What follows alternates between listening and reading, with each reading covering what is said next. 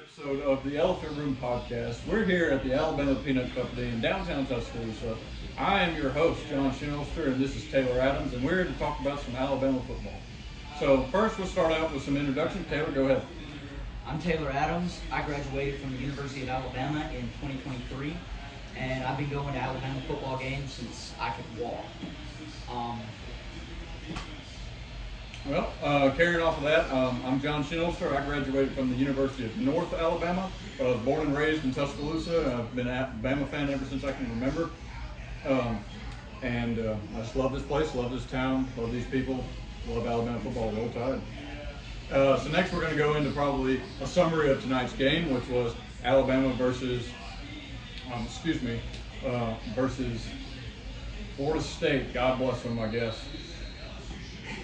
You want to go ahead? It was a rough one. Yeah. So I'll go into the summary here. Go ahead. So we got the ball first in this game, and starting out, I thought we did pretty good. We came out running the ball. We had 55 yards rushing on the first drive. Yeah. It was 17 plays, wasn't it? We drove down the field. I don't remember how many plays, Yeah. but we had 55 yards rushing, and we scored a touchdown. I thought the play call for the touchdown was good. We had an RPO with a flat to the tight end, and Ty Simpson could have run the ball again if he wanted to as well. Right. So that put us up 7-0, and FSU got the ball, and our defense just could not stop them. Crumbled, yeah. Just could not stop them. We did get a stop because they dropped the ball, and it was overturned by a defensive holding call. Yeah. After that, we just couldn't stop them. And it was really not anything unexpected for anybody except Kane Wommack, apparently. Which we'll get into that in a bit. A lot of misdirects, a lot of, Mahlzan doing what Mahlzan offenses do. Yeah. And our defense bit on it every time. Mm-hmm. And so they score on a Castellanos rush, make it 7-7. We get the ball again. Ty made some really good throws on our second drive of the game, Mm-hmm. I had a good one to Bernard on the sideline there. Yeah, saw that. And, I did notice in that second drive, and really the first drive too, our scheme is already better this year. If we're taking positives away from today, our scheme looked better than it has been really since before we had Bill O'Brien. Right. We're getting guys open because we're looking for weaknesses in the defense this year. We're not just sending guys out. That's what it felt like to me the last couple of years. Yeah. We're sending guys out there and hoping something good is going to happen. Absolutely, yeah. It looked like we're starting to do a little bit better on that with Ryan Grubb this year. Mm-hmm. Now, later in the game, his play calling, not so great. But and this second drive ended with two just horrible play calls. It led to a fourth down, and we kicked a 53-yard field goal and missed it. It was on target. Connor Talty, he did what he could. He had the aim down. It was on track to go in, and he just didn't have the distance. He was short by 5 or 10 yards there. Yeah. So FSU gets the ball, and they converted on a couple of third downs. We got them to a 3rd and 5 and a 3rd and 4, and they just converted on. We were not getting any pressure on the quarterback this point in the game, and we really didn't for most of the game, and that was a problem last year too. Yeah. FSU ended up scoring on a 32-yard jet toss play. Gus Mahlzan redirect, just classic. Put FSU up 14-7. At that point in the game, Castellanos was 6 for 6 for 66 yards and had 5 rushes for 34 yards.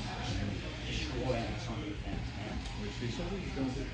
Now we got the ball back, and at this point, I really felt like we abandoned our game plan.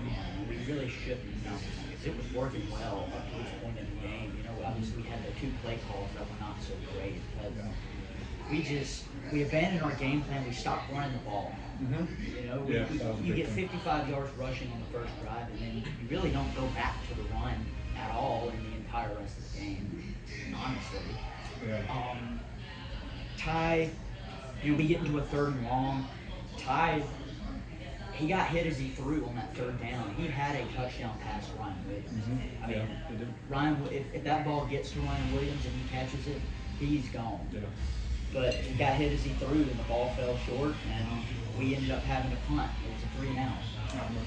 FSU, their third drive of the game, we just couldn't tackle. We were missing tackles all over the place. Castellanos was just gashing us on the ground. We just couldn't do anything. They had, by this point in the game, they had 107 yards rushing. There were 5 minutes left in the second quarter by this point. Last year, they had 89 yards rushing per game on average. And by 5 minutes left in the second quarter, they were already past that. They ended up getting a field goal on that drive. We did get somewhat of a stop. If I recall, that one was just because they dropped the pass on third down. They ended up kicking a field goal to make it 17-7. We got the ball back. There was 3 minutes, 44 seconds left in the half when we got it back. And then the rain started coming down real bad. Which, to be fair, DeBoer said that we should be prepared for that. We're throwing wet balls, and it apparently didn't really matter to We them. only had to deal with it for about 2 minutes, but Yeah. that drive did stall due to the rain, I would say. I mean, we had a couple of calls that were based on the rain. We tried to do a QB draw, which we probably shouldn't have done a QB draw. The drive stalled, and we ended up having to punt it back to them. FSU just ran the clock out to halftime. So we go into halftime 17-7. FSU comes back out, they get the ball at half, and we finally get our first real stop of the season. We get a stop on 3rd and 13, and they run the ball, if I recall, get probably 6 or 7 yards, and it's not enough, so we get the ball back. That late in the game, the first real stop. After halftime, right? Yeah. We get the ball back, and we go for it on 4th down, and we came up a yard short on that one. It was a 4th and 5, and our play call was a 4-yard pass. To be fair, we probably would have gotten the first down if the pass was a little bit more on target. You gotta send the guy more downfield. You gotta send a pass marker. Yeah, absolutely. Then FSU takes our mistake, our failed 4th down conversion, and they score in 2 plays. Makes it 24-7. Devastating. At this point, I'm pretty fed up with Kane Wommack at this point in the game. Again, we'll talk about it, but yeah. We get the ball back, a holding penalty, almost immediately puts us in 2nd and 17. Ty makes a really good throw. He makes a good throw. It's a 20-plus yard throw to, I believe it's Bernard at that point, and it's a 30-plus yard gain and a first down. At this point in the game, the performance was not really on Ty Simpson. Now, he made some bad decisions later on, but up to this point in the game, I was impressed with Ty Simpson. Yeah, he is impressive for this game. He was one of the hardest workers. He's done the most. Yeah, we'll talk about him later, but up to this point in the game at least, I felt good about it. Yeah. Ryan Williams came off. He seemed a little bit hurt at this point in the game. He came back in and he was fine until later. Yeah. We get into a 3rd and 11, and Ty threads a needle. He throws the ball to Bernard. There were 2 or 3 guys, FSU defenders in that area. He threads the needle to Bernard. It's a good throw. You get the first there. Then he misses a throw to the end zone to Rico Scott, and that puts us in a 3rd and 8. Seeing a theme here, we're constantly in these 3rd and long situations. Yeah, we can't convert. I mean, we went away from the line. Yeah, exactly. We That's weren't what we running need. the ball. We decided we're going to pass the ball every time, and so we're throwing these incomplete passes on 1st and 2nd down, and we're getting in these 3rd and long situations. Or we're throwing these little short passes that are not really getting us a whole bunch of yards. And that's where the run should come in. Which can be helpful, but when you're sending guys across the middle 1 yard away from the line of scrimmage, they're basically in the middle of the defensive line. Yeah, exactly. It just wasn't working. It just wasn't working for us the way we were hoping it would. Right. Not to say it can't work against other teams, but it wasn't working against this team. Yeah, It kept going. not today. play after this 3rd and 8, the pocket collapsed and we ended up 4th and 8. Ty Simpson had to get rid of the ball and we ended up 4th and 8. We went for it. Now, Ryan Williams managed to get free, and the dude had to grab him and hold him, and so this defensive pass interference, defensive holding, whatever it ended up being called, bailed us out. We managed to get first down on that. The next play, Ryan Williams runs a little slant. He's not ready for the ball and hits him right in the chest and he drops it. Yep.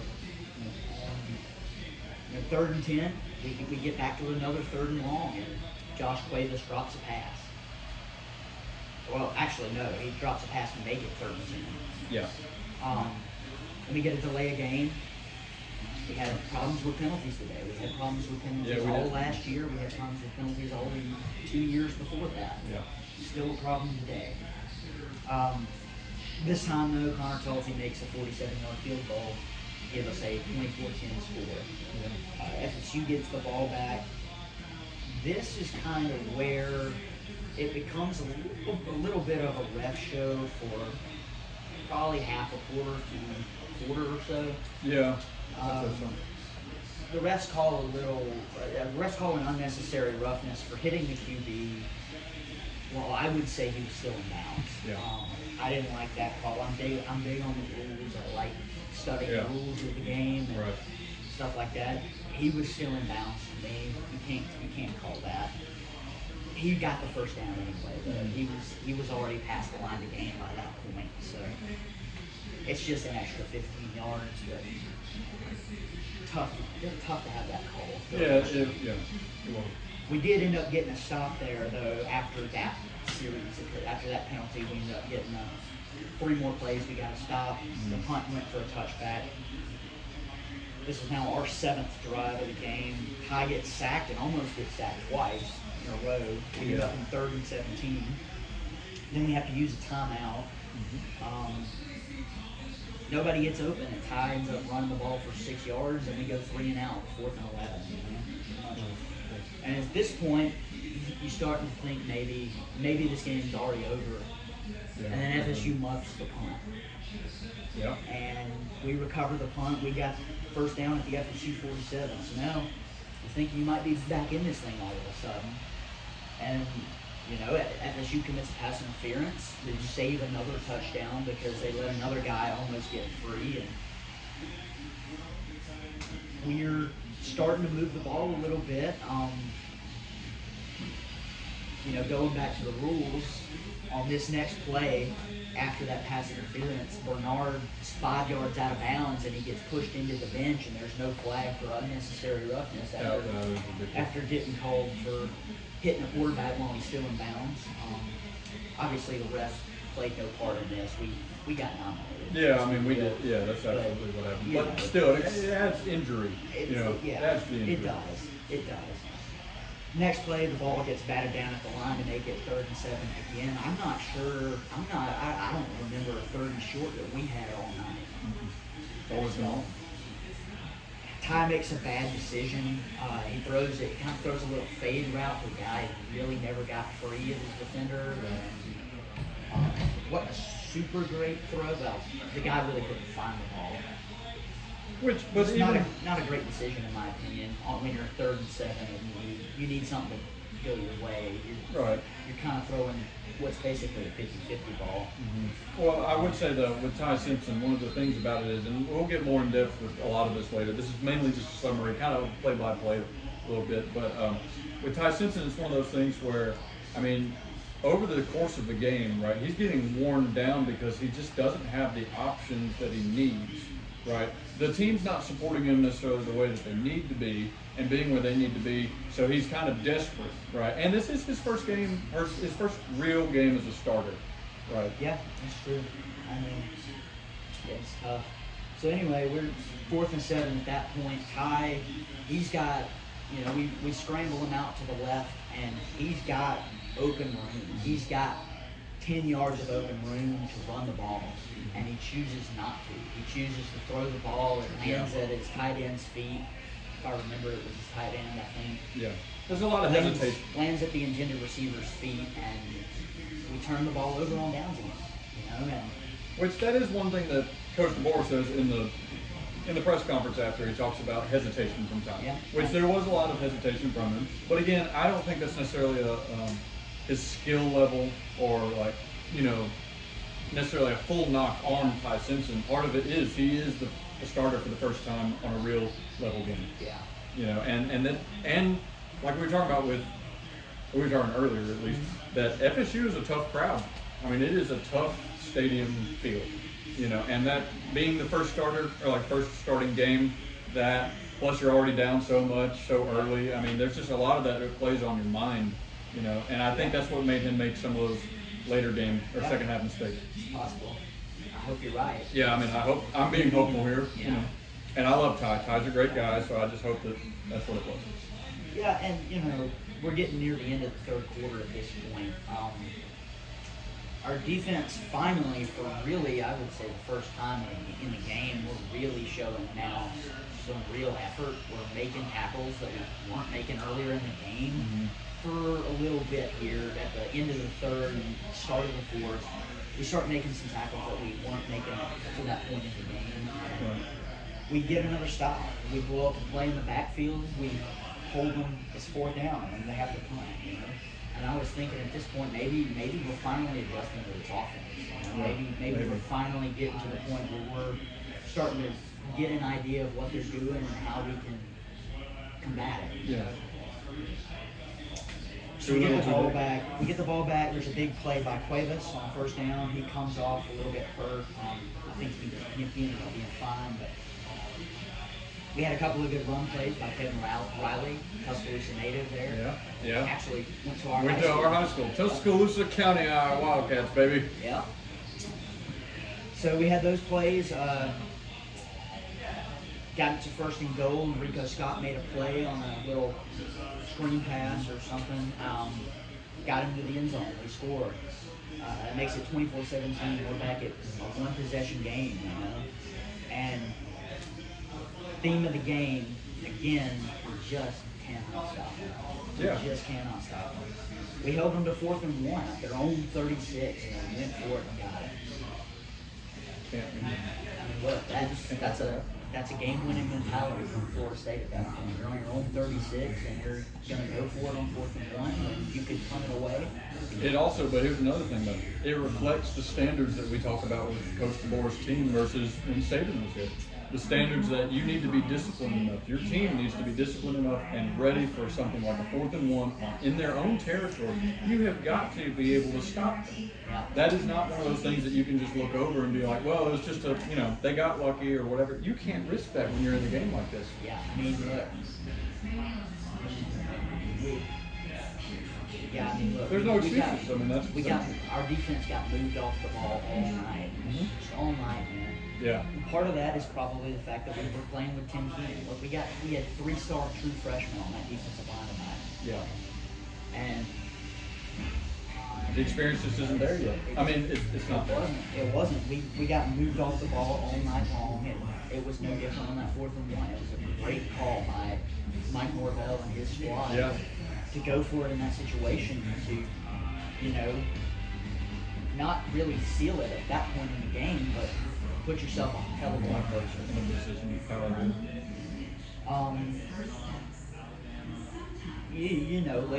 Later in that drive, there was a situation where we could have been pretty close to a stop. I don't remember what the down and distance was, if it was third down or not. But we get a little bit of a ticky-tacky, unnecessary roughness call where we tackle Castellanos and then our player falls on top of him. And they call an unnecessary roughness for a late hit. I've never seen refs call that in any situation. Not like that ever. I don't think I have either. But they called it tonight in a situation when the game was a one-possession game and Alabama was potentially about to get one of their few stops of the night. It's just a little on the nose. It became a ref show for a little bit. Yeah. Just a little bit in that. Toward the end of the third quarter, a little bit of the fourth quarter there. Yeah. That was kind of the last example of that for the rest of the game. But man, you can't be calling ticky-tacky stuff in a close game like that. No. we had a player right after that go down after the ball was spotted. It cost us a timeout with the new rules this year. You know? Yeah. You can't do that. You can't make mistakes like that.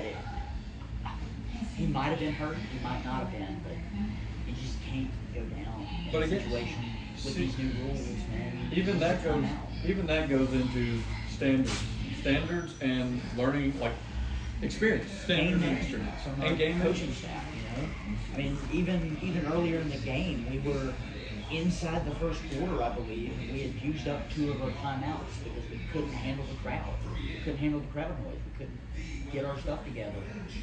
And I think that also, again, this isn't an excuse. We're not excusing a lot of this, right, necessarily, when we say, like, oh, it's a tough crowd, it's a tough area to play. We're not excusing anything. No, we're just saying. It's just a fact. You have to be you have to be able to contend with those things. Yeah, you just want to do it. I'm going off of that. What I'm saying is, like, the experience level again.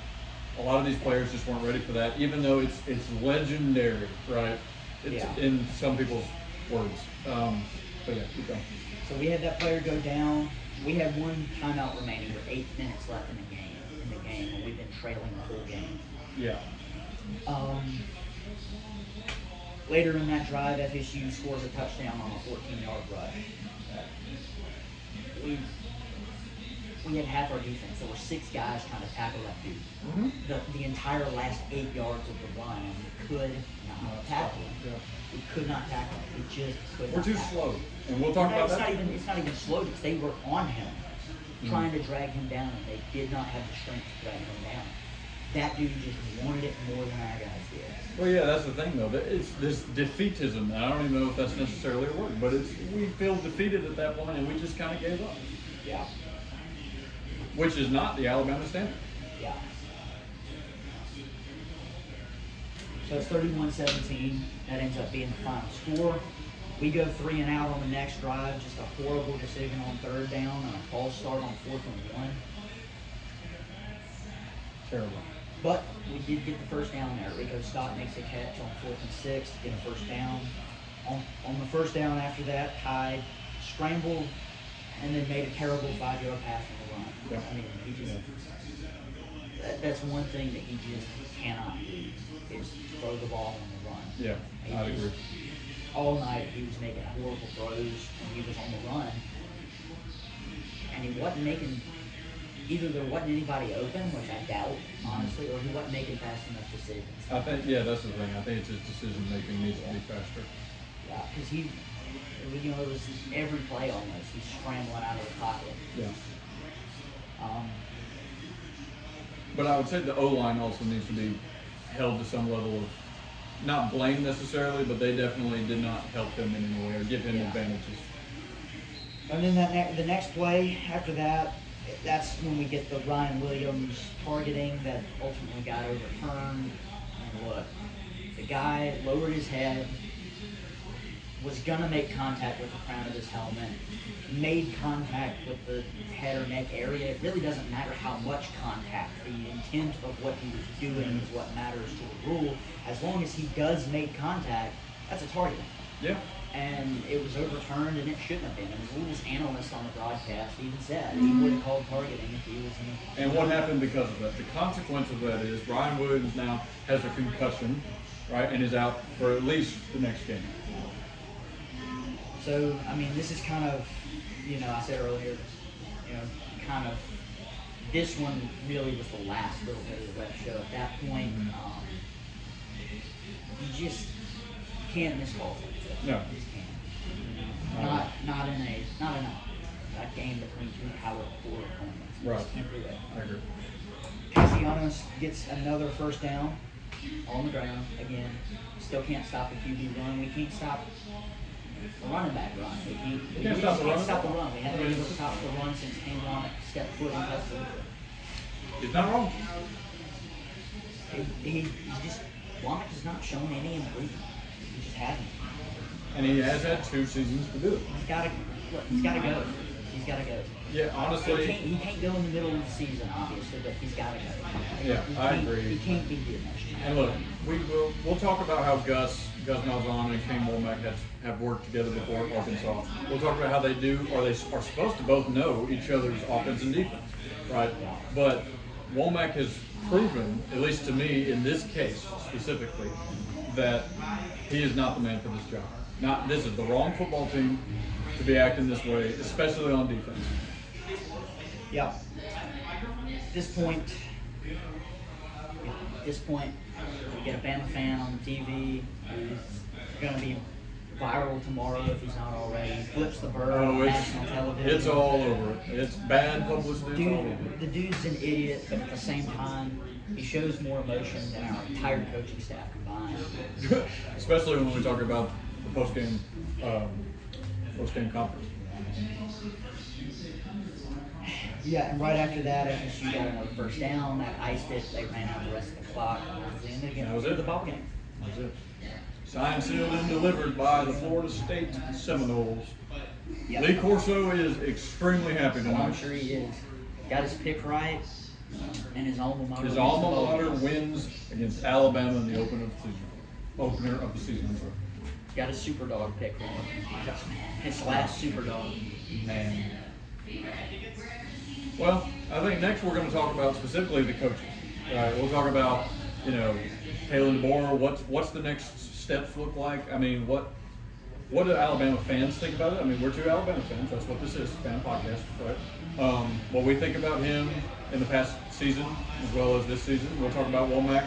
We'll talk about Gus Mahlzan and how he, again, matches with Kane Wommack, but also how he has worked with Mike Norvell before. And now that he's offensive coordinator, and talk about how there are patterns and signs of his offense that we have played before. There are things that we know about Gus Mahlzan that we simply did not act like we knew anything about. There's things the whole planet knows about Gus Mahlzan, except Kane Wommack. Except Kane Wommack, who worked with Gus Mahlzan at Arkansas. I don't know if that's right. I believe it is. I can look. But I do know that Womack is an Arkansas native. I know that as much. But look, I really don't know how. I mean, look, you're right. We got slowed.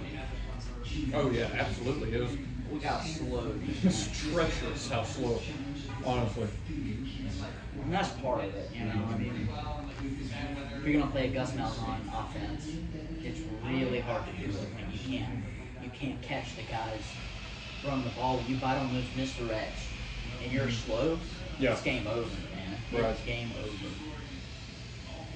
It's just so hard. I'm sorry, it didn't work for Gus Mahlzan. He played for Gus Mahlzan at Arkansas. Yeah, I'm sorry, in 2006. But yeah, man. I mean, it's just so hard. It's hard enough to stop Gus Mahlzan's offense when you're not slow. But when you're slow, there's nothing you can do if you bite Because on this he's just playing around with you at that point. The eye candy that we've talked about, he has so much potential to use more eye candy because you're so slow at reacting. But here's the thing, though. Gus Mahlzan has been running the same offense since he was at Auburn. Yes. Since he was the offensive coordinator for Gene Chizik at Auburn. Mm-hmm. Exactly. Everyone knew what we were going to see. He's got a running quarterback. It's going to be rainy. Mm-hmm. It's Gus Mahlzan. You know what he's going to do. Yeah. The question is, can you stop him? And the answer for us was No. absolutely not. And part of that is we didn't really have the guys we needed on defense to be able to make those plays because they're slow and I agree. Yeah. things like that. And we lost our starting nose tackle and Yeah. things like that. And part of it is just that Kane Wommack has made no adjustments since last season. But do you think Run that heavy offense. do you think that it's just Womack that hasn't changed, or do you think that DeBoer doesn't want him to change? Is it one of those things where it's the top down and that it's just let's stick to it because we have a new set of guys, supposedly, or at least a little bit of them, a few of them, and that we can morph this into what DeBoer used to have at like Washington and other places with Kane Wommack. I was never convinced that Wommack was ready for this stage. I was Okay. never convinced that he was ready. He was at He had South some Alabama, time. right? He had some time at Indiana. He had his time at I believe I'm talking about the right guy. Maybe not. He had obviously his time at South Alabama, and Which he was only head coach there for how many years? 1, 2, or I'm sorry, yeah, but 2 or 3. I mean, it wasn't. you move from those teams to Alabama, and it's just, look, don't get me wrong, his defenses were not bad at those schools. Yeah, right. His defenses were not bad, but you can't, it doesn't necessarily always translate. We saw this with Brian Carson over at Auburn, you know. He's at Boise State, he's doing really well. Auburn fans think he's going to be the best thing since sliced bread, and he comes in there and he's a nothing burger because it just doesn't always translate. Right. And I was never convinced necessarily. And it's the same thing with DeVore. I was never fully convinced that the numbers, as good as they are, were going to translate. Right. Like Okay. Alabama. And I certainly don't think they do for Wommack. I agree. I think we jumped the gun on DeVore a little bit, but and then again, I'm not saying that we didn't have to jump the gun in the situation we were put in, but at the same time, I'm not convinced that he was the right pick either. But I'll say something else about this game. Look, you know, a lot of people are going to put this on the defense, and look, the defense gave up 230 rushing yards. Let's be real. They played a terrible game. Absolutely. They just did. A lot of people are going to put this game on the defense, but as bad as we played, they scored 31 points.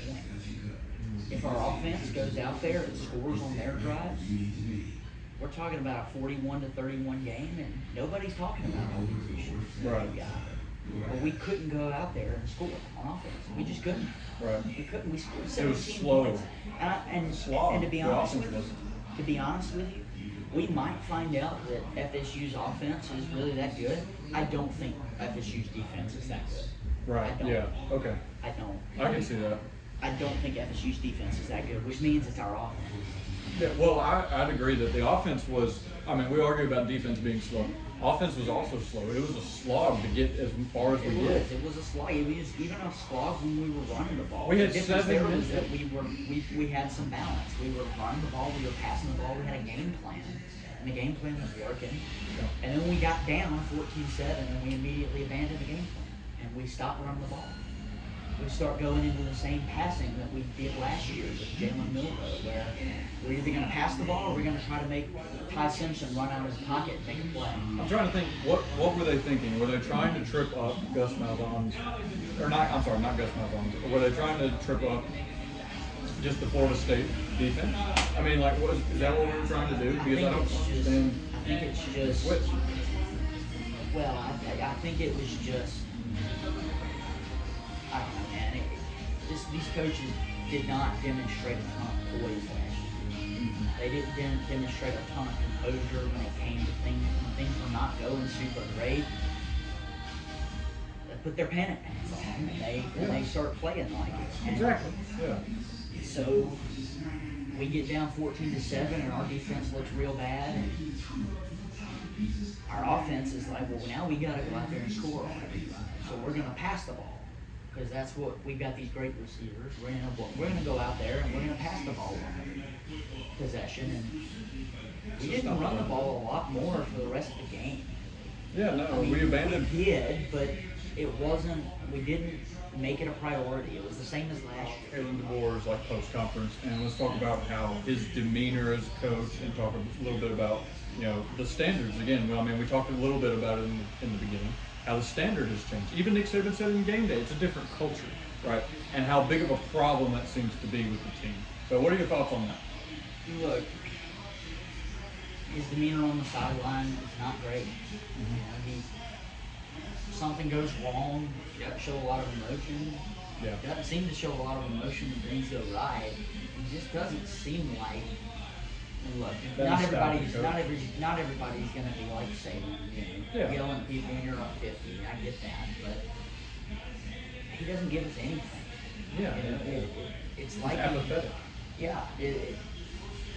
It's one thing to keep your composure on the sidelines and everything. It's another thing to have such little emotional affect on the sideline that you don't even seem like you really want to be there. Yeah, who wants to play for a coach that doesn't look like he even cares about the team he's coaching? It doesn't look like he cares about the sport. You know, like, you want to win. You should want to win and show that to your team.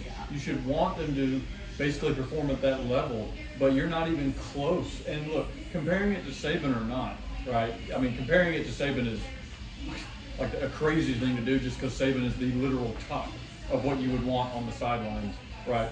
But this man doesn't show any emotion. Like you said, he's apathetic, right? He doesn't show me, if I'm playing for Coach DeBoer, I don't see in him what I need to inspire me to keep pushing, to play harder, to do what I need to do and make the plays happen, right? I'm not seeing that from him. I'm not seeing it from Wommack. I'm not seeing it from the staff, you know what I mean, at all. And that is, I mean, I didn't play football specifically, but I played basketball and some other things. And if I didn't see my coach yelling at us, telling us we need to do things better, and then taking us out of the game and pulling us to the side and talking about it, right? I wouldn't have been wanting to be a better player. I wouldn't want to continue the sport because that shows me what I need. It inspires me. It motivates me to be better than I am right now and to do my best, no matter how far down we are, right? So, for instance, I coach right now locally a basketball team. And there's another basketball team that we play that, I mean, they had one girl average like 25 points a game, and we're talking about middle schoolers at this point, right? Average like 25 points a game, and she ran up 25 points on us, right? We're down, 40 to like 20, or 45 to 20, and my girls just kind of like give up, right, halfway through the game. And so when we get to halftime, and I'm trying to inspire them, and we get a little more traction, but this girl is just making the shots like crazy. There's only so much I can do. But at the end of the game, you could tell that the girls weren't sitting there defeated, crying because they didn't try necessarily, but they knew they didn't try enough in the second half compared to the first half, because in the first half they felt like they could come back a little bit. But when you're down 20 points in a middle school game and you see a girl that literally is getting like knocked down, right, on the three-point line. So she got knocked out from the three-point line, mid-shot, makes the three-pointer, right, while she's falling down. And it's one of the things when you, especially middle schoolers, but it relates to college as well. When you see plays like that, you see things like that, you think, how can I do this, right? You need to be able to look at the coach to see, hey, we're still in this, no matter how far down we are. And that's something I tell them. I was like, I don't care if we're down 50, you play your best till the end. Right. And you got to get on them. If they're not doing their job, you got to get on them. And you just go through and do that. And then he comes here in the post-game conferences and he says, we just got to fix it. And it's the same thing every week. Don't look in the past. Or what? Yeah. We can't look at the past. We just got to fix it. We got to get better. You know? He says that every week after a week. He said it last year. He said the same thing last year. And it never got better. And it didn't get better over the offseason either. And that's a standard. That he doesn't hold himself accountable to the words that he says. We can't even take him seriously. And look, I'm not trying to make this a bash Kalen DeBoer situation, right? I wanted to give him a chance as the coach, but I'm not seeing the coach material, right, that we need on the sidelines. I'm not seeing it behind the doors. I'm not seeing it when he coaches. In the post-game conference, all I heard was, man, Ty didn't make his throws, right? Like, it didn't happen. And I'm sitting there like, you didn't make your team give him opportunity. You didn't, we had opportunity, don't get me wrong. He made some mistakes. But part of it is you have not done what you needed to do. You did not hold your team to the standard that they need to be at. And let's not forget this. Ty Simpson was here when Nick Saban was coaching. He was here. He was under Nick Saban his first 3 years, right? He's seen the standard. He has experienced the Nick Saban standard, right? And he's expecting that from his teams that haven't experienced that. So that means there's a instant disconnect between him and his teammates on the level that we need to be playing at and hold ourselves accountable. And Kalen DeBoer is the figurehead who is supposed to show his team that standard. Nick Saban did that. DeBoer is not doing that, or at least he has not shown me that he has done it, or even done it successfully. Yeah, and it's one thing to go and beat Georgia in a close game, and then go and lose to Vandy. That's bad, but that's one thing. You have had games like that, and Vandy wasn't terrible last year. Right. It's another thing. You go to LSU in Death Valley for a playoff spot, basically. At least you thought at the time. and then go the next week and play Oklahoma and play poorly, right? Right. I was saying last year when we played Michigan in that bowl game, if we can't get the guys fired up for this game, we may not have the right guy. Yeah, exactly. And we come out there and we don't play very well. We play like we don't want to be there. And it looked like a lot of the same coming out of the offseason. Looked like a lot of the same coming out of the offseason. It looks like we don't have a guy who can get our guys where they need to be mentally ready for this season. Physically ready, that's whatever, you know. Strategically ready, but I'm talking mentally ready. They're ready to go out and tear people's heads off. Yeah, they're not We cold-blooded just weren't. machines. We weren't there. We weren't there last year. We aren't there this year. In this first game, we're not there. And Castellanos, that's his name. I'm sorry, Castellanos, right? After he said what he said about Alabama, right? It's all the rat poison you need, man. What happens when Saban was coach, right? What happens when Vandy And we're talks talking- bad about us after a win? Do you remember that? Yeah, our players- And we blow them out 50-something to 0? Our players all week long were like, all the disrespect will be addressed. There wasn't any disrespect addressed today. He did exactly what he said he was going to do. And And we that's let just him. not acceptable. It's just not acceptable. No. Not advanced. Not at this level, not at mine. And look, I can't play at the level that any of these guys can play. And I'm not saying I can. But you are at Bama. You are expected to play and perform at a better level. We're paying you to play at a better performance. I mean, honestly, the NIL fund is there. Now, it's not like Ohio State. It's not Texas. But at the same time, you have the legacy of Bama. You have the legacy of Paul Bear Bryant, Gene Stallings, Nick Saban. You have all of this legacy built up. Right? This is where legends are made. I don't even care if we lose every single game of the season. This is still where legends are made in college football. All right? Period. It will always be that. I don't care if you come at me or not. It will always be that. Right? So you should perform at that level no matter what. Or at least you should try your damnedest to perform at that level no matter what. And if you don't do that, you shouldn't be here, in my opinion. I'm sorry. It's if you want to play, G League ball, or that's basketball, but if you want to play, D2 ball, right? Go play D2 ball. You are in the big leagues. Not just the big leagues, you are in the league, right, of college football. And it's just unacceptable. It really is. I'm sorry, it is. I'll say one more thing about before and then we need to move on, talk about some stuff going on in the SEC. Look, he may not be our coach next year, but he is still our coach this year. We gotta get behind him for at least the rest of this season. We can turn this around. This is only one game. Yeah. We can show some improvement. If we do, look, not every team's gonna have Gus Mahlzan as their offensive coordinator. His offense is notoriously difficult to stop. Right. So we could turn this season around. So we still gotta stay behind these guys for this season. Yeah, I want to end on a good note too, but I will say that for me personally, right, and a lot of people I know, this is an uphill battle for DeBoer specifically. It's an uphill battle for his team. He has ill-prepared his team for the mental ability and the mental mindset that they need, right, to do this. It starts at the standard you set when they get into the program, and he hasn't set it, so now he's going to build back. Right? And like as an educator, for instance, I'm a teacher, right? It's one of those things, if you don't set the rules straight at the beginning of the class, the beginning of the year, right? And they realize how they can kind of push you over, right? They're going to do that, and they have gotten comfortable doing that. So you have to work twice as hard to pull them back to the standard they need to be at because you didn't set it at the beginning. It's easy to ease up later. You shouldn't necessarily do that, but you can ease up later if you've set it so hard at the beginning. Yeah. He hasn't done that, and that's the only thing I have a problem with him. Yeah, I mean, I understand. Look, we can say what we want next offseason, but for the time being, he's the guy. He's the We guy. gotta get We behind should support him. I agree. We got to get out there next week and every week after that and be loud and Brian Finney.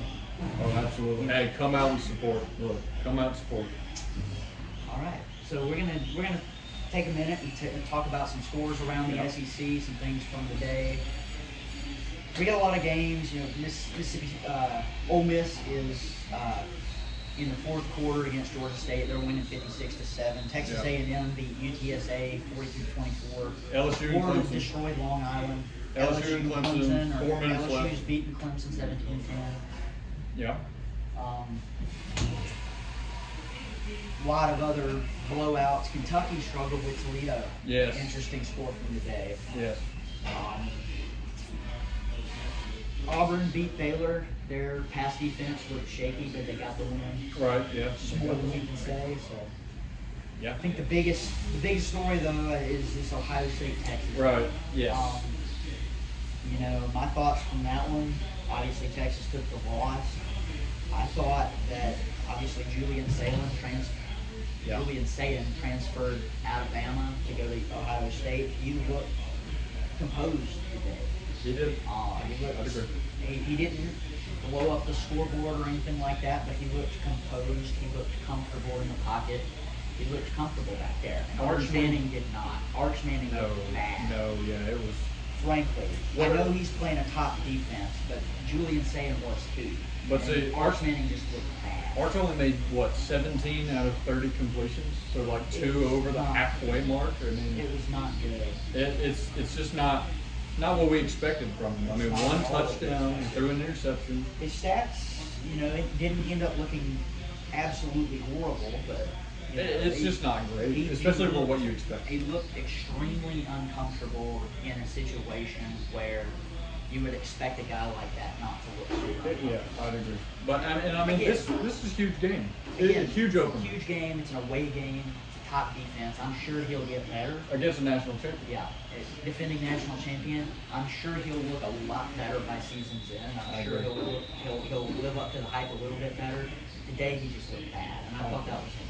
Which I will say, I mean, keeping Ohio State to 14, right? Even though he looks this bad, right? The defense did well, keeping them to 14. Yeah, their defense is good. I mean, I would say that I'm not impressed necessarily with the defense, but I will say they met my expectations. Yeah. Yeah. That's pretty much it from around the SEC this week. Yeah, a few blowouts. That game, I mean, Tennessee and Syracuse early on in the half. Syracuse scored for a while. Yeah. Tennessee kind of pulled away. Same thing with Mississippi State was Southern Miss. Right. Yeah. Obviously, there'll be more interesting games later in the year. We still got South Carolina and Virginia Tech tomorrow night or tomorrow afternoon. Notre Dame. I mean, let's just talk about Notre Dame and Miami.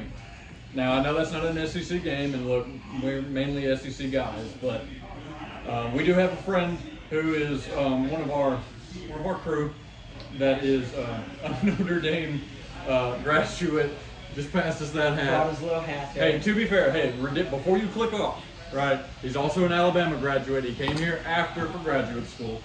He goes for both teams. But I have to say, I side with him on this. I do not want Miami to win this game. I'm okay with Notre Dame winning this.